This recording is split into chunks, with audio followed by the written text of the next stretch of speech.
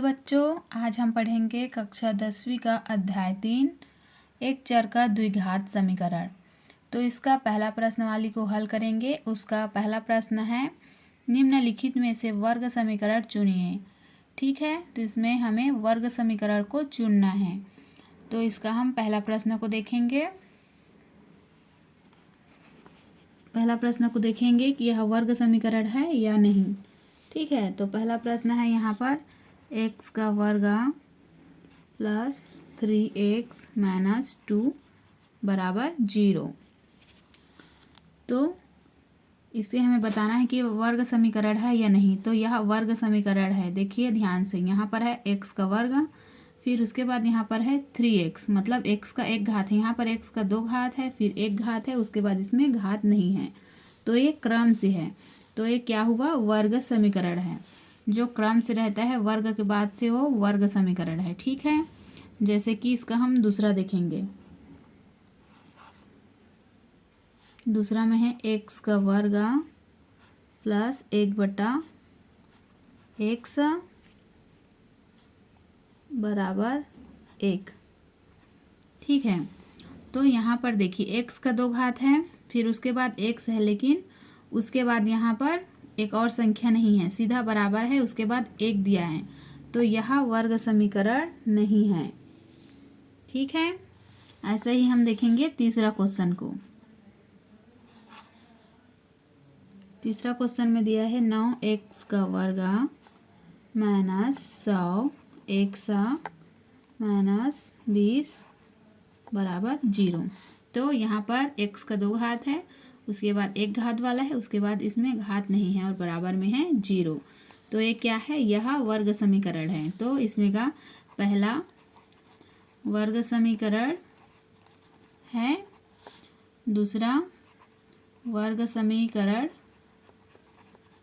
नहीं है, और तीसरा वर्ग समीकरण है।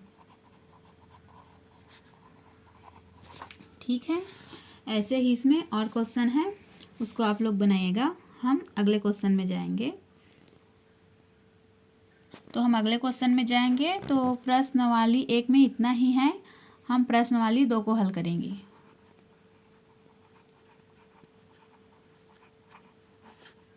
प्रश्नवाली 2 का उसका पहला प्रश्न, प्रश्न नंबर 1।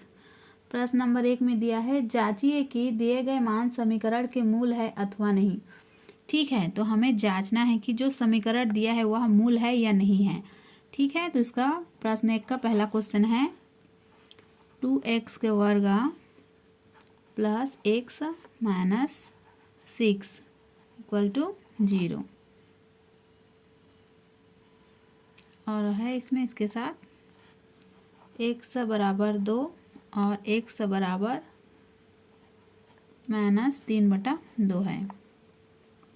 ठीक है, तो हमें इसको हल करना है। तो यहाँ पर हम लिखेंगे सबसे पहले हल। आप लोग ध्यान से देखिएगा इसको। सबसे पहले यहाँ पर हल लिखना है, उसके बाद समीकरण में x बराबर 2 रखने पर, यहाँ पर क्वेश्चन में दिया है x बराबर 2 रख सकते हैं एक बार, और x बराबर माइनस 3/2। हम दोनों को रख कर देखेंगे कि इसमें का सही वाला उत्तर कौन सा है। हमें इसको जांच करना है। ठीक है, तो सबसे पहले हम यहाँ पर x बराबर 2 रख कर देखते हैं। ठीक है, ये हमारा समीकरण है, तो हमें x का मान रखना है। तो x का मान यहाँ पर हम 2 रखेंगे। ठीक है, तो इसको लिख लेंगे 2x के वर्ग प्लस x माइनस 6 बराबर 0। तो यहाँ पर आ जाएगा 2 का 2, और x की जगह में हम 2 रखेंगे, तो यहाँ पर आ जाएगा 2 का घात 2 प्लस x की जगह हमें 2 रखना है, तो 2 आ जाएगा माइनस 6 बराबर 0। यहाँ पर हो जाएगा 2 गुणित 2 का घात 2 है, तो क्या होगा, 2 गुणित 2 करेंगे तो 2 दूने 4 प्लस 2 माइनस 6 बराबर 0। फिर यहाँ पर आ जाएगा, इसको हल करेंगे तो 4 दूनी 8 प्लस 2 माइनस 6 बराबर 0। तो यहाँ पर हो जाएगा 8 में 10 जुड़ेगा, 8 में 2 जुड़ेगा तो 10 हो जाएगा, 10 माइनस 6 बराबर 0। तो 10 में 6 घटाएंगे तो यहाँ पर आ जाएगा 4 बराबर 0। तो यहाँ पर हमारा जो बायां पक्ष है वहाँ पर 4 आया है और दायां पक्ष में 0 है, तो यहाँ पे लेफ्ट हैंड साइड बराबर नॉट राइट हैंड साइड, मतलब हमारे लेफ्ट और राइट दोनों बराबर नहीं है, मतलब ये हमारा सही उत्तर नहीं है। मतलब यहाँ पर x का मान 2 नहीं है, तो हम इसको और आगे बनाएंगे। अब हम यहाँ पर लिखेंगे पुनः समीकरण में x का मान, पहले हम x बराबर 2 रखे थे ना, तो अब रखेंगे हम x का मान -3/2 -3/2 रखने पर, उसके बाद इसको हल करेंगे। ठीक है, तो हमारा समीकरण क्या था? हमारा समीकरण था 2x का वर्ग प्लस x माइनस 6 बराबर 0, ये हमारा समीकरण था। इसमें हम x का मान -3/2 रखेंगे। ठीक है, तो यहाँ पर आ जाएगा 2, कोष्टक में रहेगा -3/2 पूरे के घात 2 प्लस x की जगह हम फिर यहाँ पर लिखेंगे हम -3/2 माइनस 6 बराबर 0। ठीक है, तो इसको हम हल करेंगे तो हो जाएगा 3 × 3 हो जाएगा, 2 घात है तो 3 का गुणा 2 बार, तो 3 तिया 9 होगा और 2 दूने 4 होगा, तो यहाँ पर आ जाएगा 2 × 9 हो जाएगा। यहाँ पर माइनस है और 2 घात में है तो ये माइनस है वो प्लस हो जाएगा। अगर यहाँ पर घात विषम संख्या में रहता तो ये माइनस ही रहता, लेकिन घात जो है सम में है, इसलिए यहाँ पर 3 हमारे जो है वो प्लस में आ जाएगा। 3 के घात 2 बराबर 9 और 2 का घात 2 बराबर 4। ठीक है, अब आगे हम लिखेंगे इसको, प्लस और माइनस का गुणा होगा तो माइनस हो जाएगा, -3/2 -6 बराबर 0।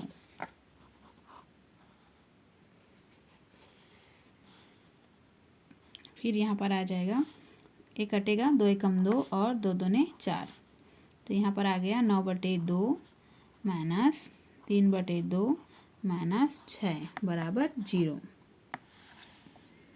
तो अब यहाँ पर आ जाएगा, 2 का लघुत्तम निकाल लेंगे तो यहाँ पर 2 रहेगा और यहाँ पर आ जाएगा 9 माइनस 3 और ये 2 जो है वो 6 के साथ में गुणा हो जाएगा, तिर्यक गुणा, तो ये हो जाएगा 6 दूनी 12 माइनस 12, इतने एक बराबर में रहेगा 0। फिर इसको हल करेंगे तो a माइनस है और a माइनस है,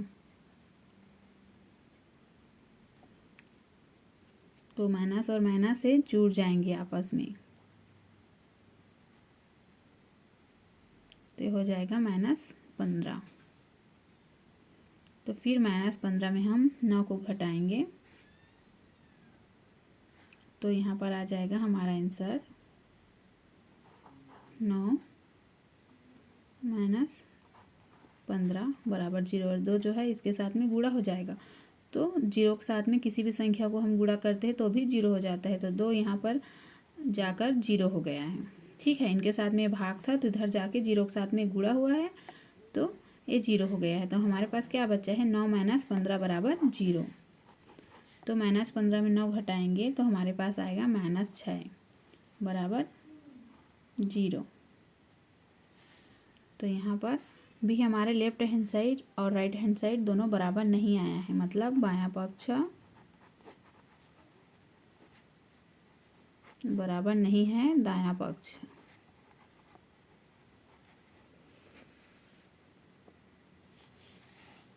इसका मतलब है कि यह समीकरण का मूल नहीं है। इसका आंसर आया कि समीकरण का मूल नहीं है, ना x बराबर 2 है और ना ही x बराबर -3/2 है। ठीक है, ये हमारा आंसर है। ऐसे ही हमें सारे क्वेश्चन को हल करते जाना है, सभी क्वेश्चन सेम ऐसे ही बनेंगे।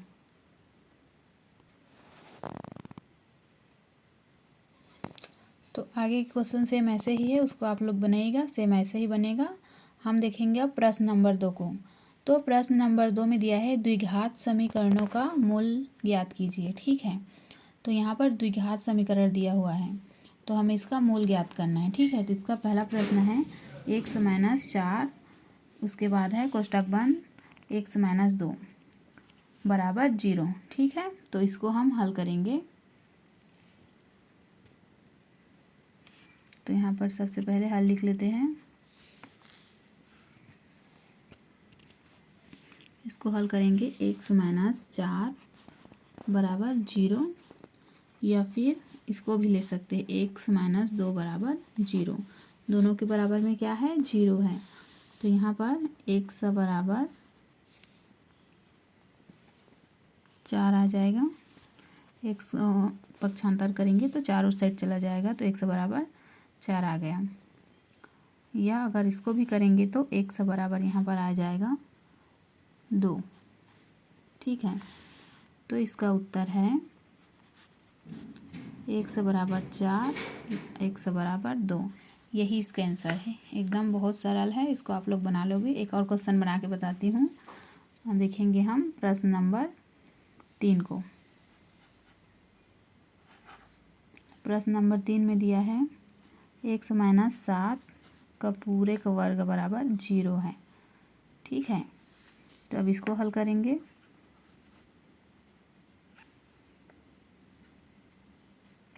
तो यहाँ पर इसको हम क्या लिख सकते हैं, x - 7 एक बार और एक बार और लिख सकते हैं x - 7, दोनों के बराबर में 0 लिख सकते हैं। ठीक है, तो यहाँ पर आ जाएगा x - 7 बराबर 0, तो फिर x बराबर ये हो जाएगा 7।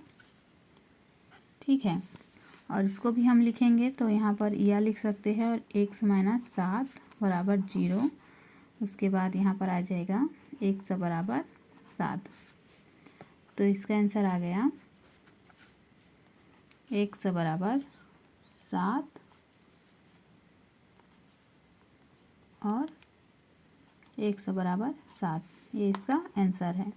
बाकी क्वेश्चन भी सेम ऐसा ही बनेगा, आप लोग इसको बनाइएगा, प्रैक्टिस कीजिएगा। ठीक है, अब हम देखेंगे प्रश्न नंबर 4 को। प्रश्न नंबर 4 बता रहा है वर्ग समीकरण का गुणनखंड करके उनके मूल ज्ञात करना है। ठीक है, तो इसका पहला प्रश्न है 9x का वर्ग - 3x - 2 बराबर 0। तो इसको हमें हल करना है। तो सबसे पहले हम पहला वाला संख्या को सेम वैसे ही लिख लेंगे। फिर यहाँ पर हमें इसको तोड़ना पड़ेगा, 2 संख्या में तोड़ना पड़ेगा। ठीक है, तो इसको हम 3x को तोड़ सकते हैं, माइनस का माइनस कर देंगे। यहाँ पर हम लिख सकते हैं 6 - 3, 6 में 3 घटाएंगे तो 3 आ जाएगा, और एक साथ में उसको गुणा कर लेंगे तो फिर वो 3x प्राप्त हो जाएगा। ठीक है, वैसे ही हमें मध्य की संख्या को तोड़ना रहता है। उसके बाद यहाँ पर है -2, तो यहाँ पर लिख लेंगे -2 बराबर 0। ठीक है, फिर यहाँ पर आएगा 9x के वर्ग माइनस x जो है 6 के साथ गुणा होगा तो ये हो जाएगा 6x माइनस, फिर x 3 के साथ गुणा होगा तो यहाँ पर आ जाएगा 3x - 2 बराबर 0। फिर इसमें है x का वर्ग है और इसमें x है। ठीक है, तो इसमें से हम कॉमा निकालेंगे। तो इसमें से कॉमा क्या क्या निकल जाएगा, 3 निकलेगा और x निकलेगा। तो यहाँ पर बच गया 3 तिया 9, यहाँ पर बचा है 3 और ये x का वर्ग है, एक x निकल गया तो यहाँ पर बचा है एक x माइनस, और यहाँ से 3 निकल गए तो यहाँ पर क्या बचा है, यहाँ पर बचा है 2, तो यहाँ पर लिखेंगे हम 2। ठीक है, और यहाँ पर 3x और -2 है तो यहाँ पर लिख लेंगे 3x - 2। ठीक है, और यहाँ पर कुछ नहीं निकला है, मतलब यहाँ पर 1 है। फिर इसको हम हल करेंगे तो यहाँ पर हो जाएगा 3x + 1 और 3x - 2। फिर इसको आगे हल करेंगे तो यहाँ पर हो जाएगा 3x - 2 बराबर 0 करेंगे तो यहाँ पर आ जाएगा x बराबर x बराबर यहाँ पर आएगा 2/3। वैसे ही इसको हल करेंगे 3x + 1 = 0, तो यहाँ पर आ जाएगा x बराबर 1/3।